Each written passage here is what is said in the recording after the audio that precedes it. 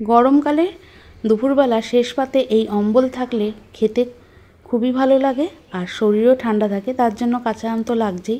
কাঁচা আমের খোসা ছাড়িয়ে নিচ্ছি, একটু মোটা করেই খোসাগুলো ছাড়াচ্ছি, নাহলে আমটা কালো হয়ে যাবে আর খেতেও একটু কষ লাগবে। আর এই অম্বল কিন্তু ছোট আমে খেতেও বেশ ভালো লাগে, যেগুলোকে আমরা বলি কুশি আম। খোসা ছাড়ানো হয়ে গেছে, এবার একটু বড় বড় করেই আমগুলো কেটে নেব। ভেবেছিলাম আমের মধ্যে আটি আছে, কিন্তু এখনও আটি হয়নি। এবার একটু বড় বড় করে কেটে নিয়ে ভালো করে ধুয়ে নেব।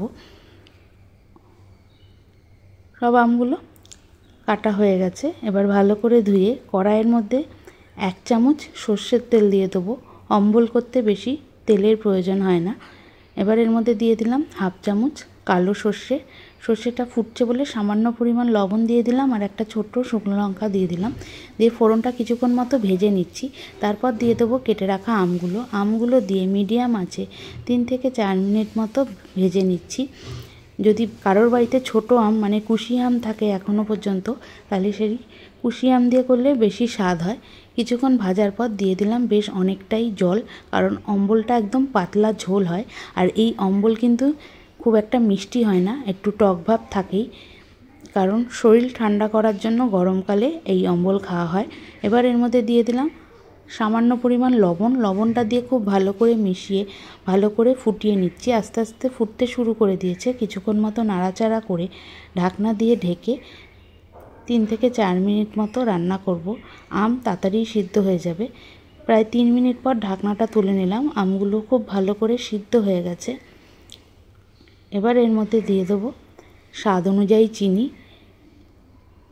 আগেই বলেছি অম্বল কিন্তু খুব একটা মিষ্টি হয় না, তাই চিনিটা একটু বুঝে শুনেই দিতে হবে।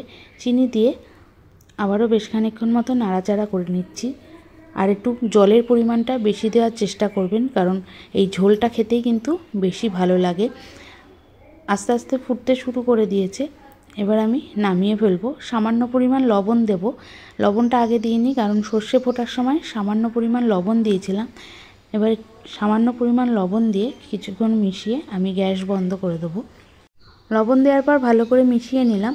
আর কাদের কাদের বাড়িতে এরকম শেষ পাতে অম্বল খাওয়া হয় গরমকালে, অবশ্যই কিন্তু আমাকে জানাবেন। আমি তো এইভাবেই রান্না করি, মানে আমার মা এইভাবেই রান্না করেন, তাই আমি এইভাবেই রান্না করতে শিখেছি। আপনারা কেমনভাবে রান্না করেন সেটাও কিন্তু আমাকে কমেন্ট করে জানাবেন।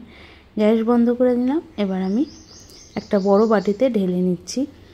তাহলে তৈরি হয়ে গেল কাঁচা আমের অম্বল। আশা করছি রেসিপিটা ভালো লাগলো। দেখা হবে অন্য কোনো নতুন রান্না নিয়ে।